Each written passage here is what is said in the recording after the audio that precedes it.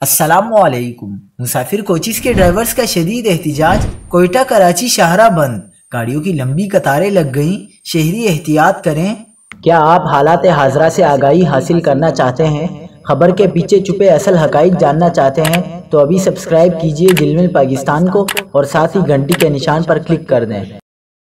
آپ کو بتاتے چلیں کہ ڈرائیوروں اور مسافروں کے ساتھ پولیس کی مبینہ تلخ کلامی پر ڈرائیورز نے کوئٹہ کراچی قومی شاہراہ کو بلاک کر دیا، جس کے باعث دو طرفہ ٹریفک معطل ہو گئی، جبکہ پولیس کا موقف ہے کہ مسافر بسوں میں چینی اسمگل کی جا رہی تھی۔ بلوچستان کے ضلع کلات میں مسافر کوچز کے ڈرائیورز نے پولیس کی مبینہ تلخ کلامی پر احتجاج شروع کر دیا ہے اور کوئٹہ کراچی شاہراہ بلاک کر دی ہے۔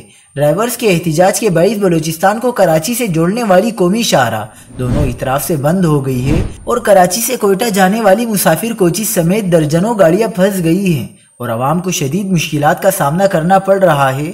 پولیس کا موقف ہے کہ مسافر کوچز میں چینی اسمگل کی جا رہی تھی۔ تلاشی لینے پر ڈرائیورز نے شاہراہ بلاک کر دی۔